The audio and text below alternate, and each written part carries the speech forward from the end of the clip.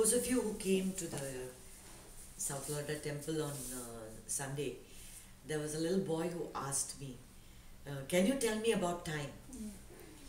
And I think I didn't satisfy him, because the concept of time, it has been studied by physicists, by spiritual leaders, by thinkers for generations.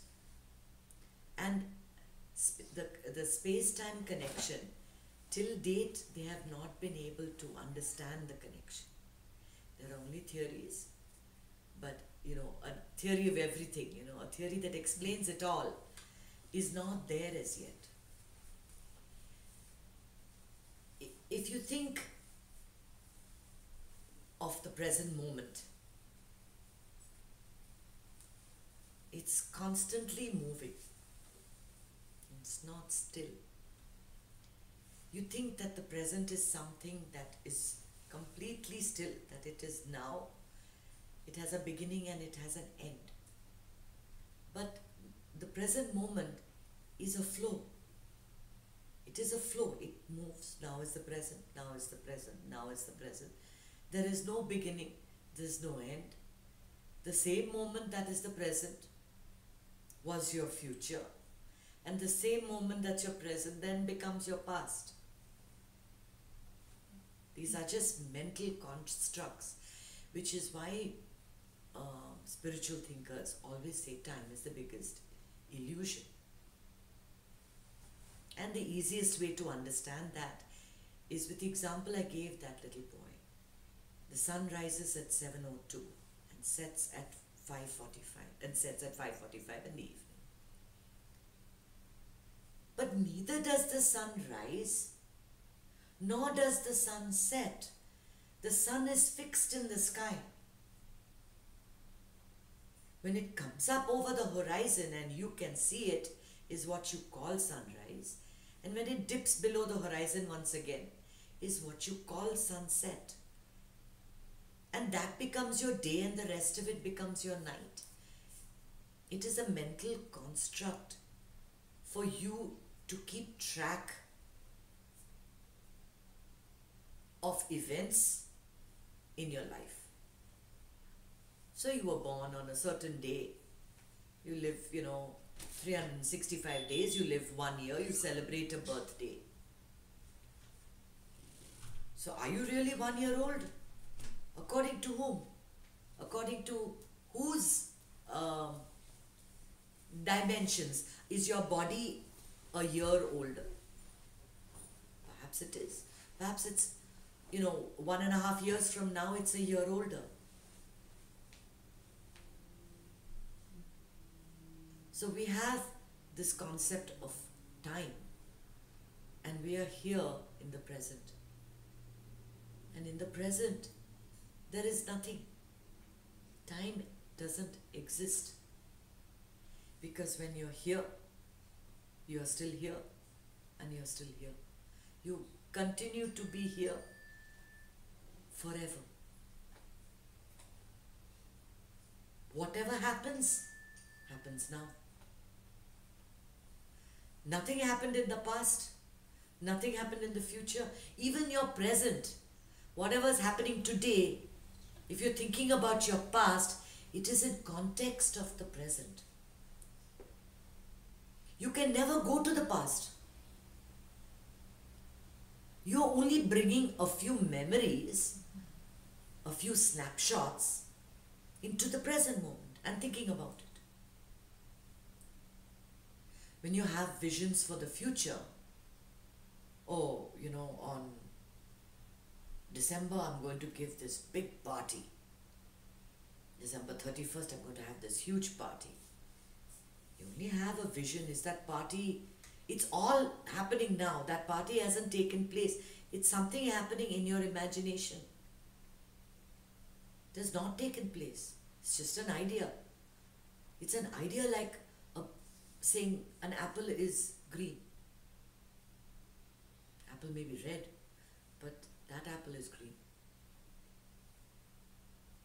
Just an idea, just a thought. How much importance are you going to give to it? Yet, We get caught in this whole barrier of time. Time is our biggest enemy. You have to finish. You have to finish 1, 2, 3, 4, 5, 6, 7, 8, 9, 10 tasks today. You have to make lunch by 1 o'clock, dinner by 8:30. You have to be in bed by 11 o'clock. You have to watch 2 serials. You have to finish this assignment. This project goes live tomorrow. We're continually bound by jobs to be done within a particular time. And that is the biggest cause of stress. The need to achieve or to cram in as many experiences in a time frame is your stress. Why else would you be stressed? If you think, I have plenty of time, सब ठीक हो जाएगा, इन्निक Wanda नाले काटों, and the attitude of Chinda, what are you worried about? It's all possible.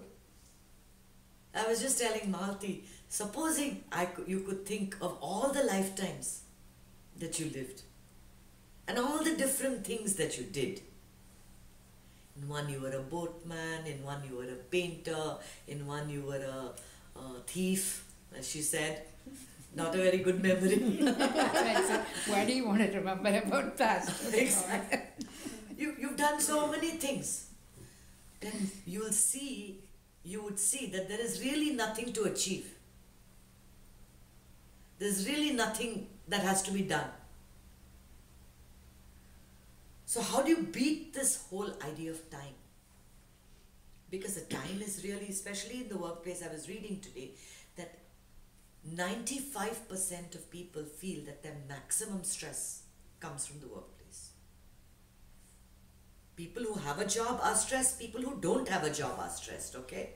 So it's a double whammy. You can't escape from this work stuff. People who go to school are stressed, people who are homeschooled are stressed. People who go to college are stressed, people who go to a community college are stressed, people who have to work for a living are stressed. Everybody faces this stress related to work. I have to reach on time, I have to do this. If I drop if you're a waiter and you drop the food, you have to pay for it. If you don't finish the assignment on time, your boss is after you. If you stay late, your kid's soccer class suffers. It's so many aspects of your time. But if you get into that space of meditation, you see that 20 minutes passes without you even realizing that this time is gone. You stay with me and listen to me talking for all this time, and your mind has not gone to sambar or asam that has to be made. You know, the urgency to have those experiences is not there. So it is possible. That gives you the idea, right? It's possible to escape this time. And then you think that, I've done it all. I have lived millions and millions of lifetimes. Possibly from the time, people were hunters and gatherers in the middle of Africa. There are people who have regressed to, 30,000 years ago when life first appeared here on the earth. So you have lived and you've lived and you've done it all. There is no need to rush. If you focus on the one task you're doing and really do it well, you get a lot more achieved in a day. Time seems to expand. But half your trouble is in your head. Oh my God, I have to get this done. Oh my God, I haven't done this yet. I have this left to do. It's that list that you've made, So that is going through that list 450,000 times a day is much more stressful than actually doing it. I love that Nike ad. Just do it. Just do it. Don't think about what you have to do. Just do it. There is nothing to achieve. Every minute, every moment, the present moment is your destination. The present moment is your goal. It all happens now. What you are caught in is in the rut of what Eckhart Tolle refers to as psychological time. Psychological time kills you faster than anything else because it attaches to your ego and gives you a false sense of who you are. You look at a flower and you think about a flower, this person who beat you as a child, used inner hair. And the memory of that pain comes back. And though this lady who's wearing the flower has not done anything to you, you will hate her, or you will resent her, or you'll be suspicious of her because of the psychological baggage that you have brought with you into the present moment. Something happened with somebody in the past and had nothing to do with you. You smell rotting garbage and you think about a train ride you took. Somewhere between Delhi and Mathura, where it was stinking on the tracks, the bathroom was really smelling. Unimportant things in your life just trigger memories. And memories, not just physical memories. Physical memories are great to have. Psychological memories of things that have given you pain in the past.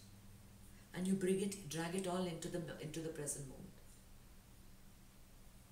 What is the biggest source of fighting between me and my husband? What it was for 10, what his mother said. She said it once, we said it 10,000 times to each other. Slapped each other around.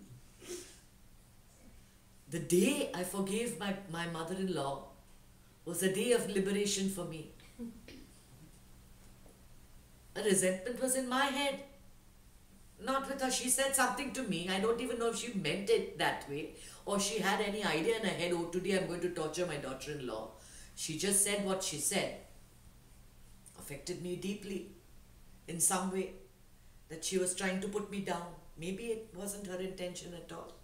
Who knows? I don't know what's in her mind. Maybe she was this person who brought me to this path. Because I went through so much agony, I know the joy of being free of mental garbage. I know when it comes in, the minute that creeps into my head, that thought from the past, I just take it up, roll it up, and boom, into the garbage.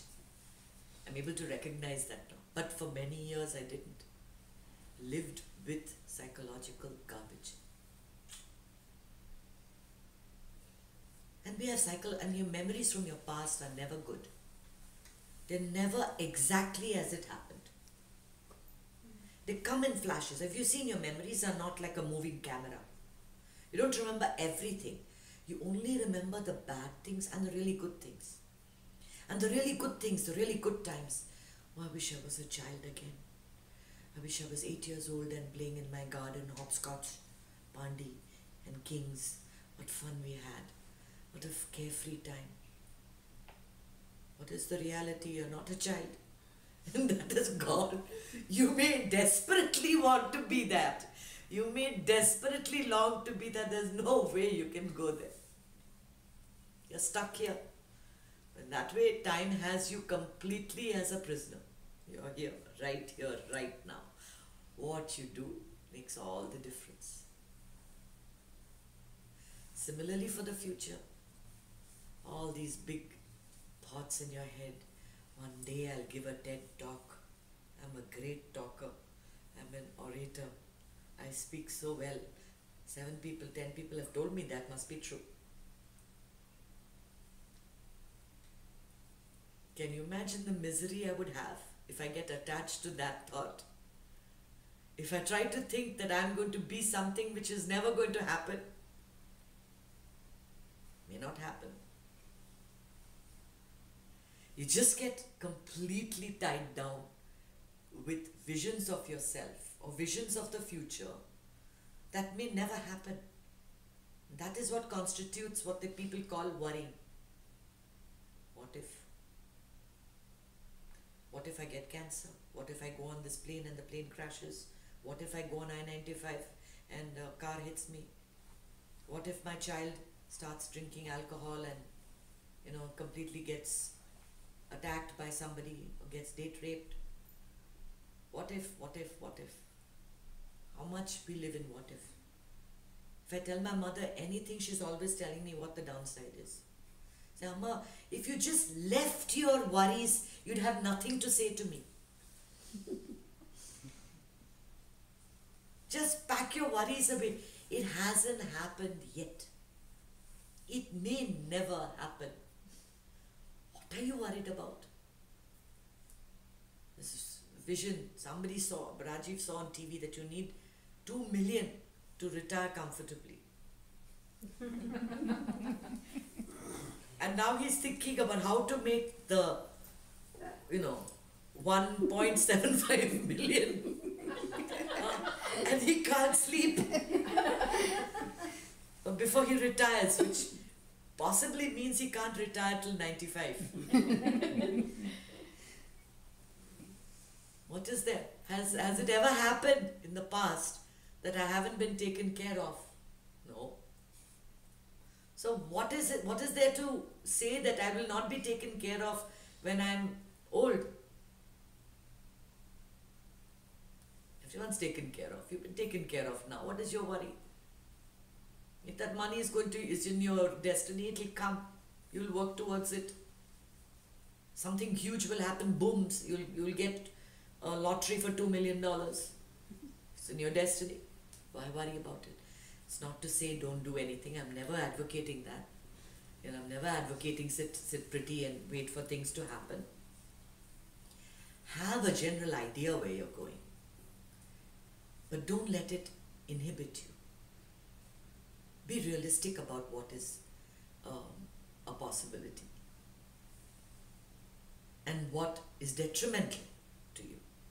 Having a positive vision of yourself, even thinking that you're talking at a TED talk, is not a bad thing.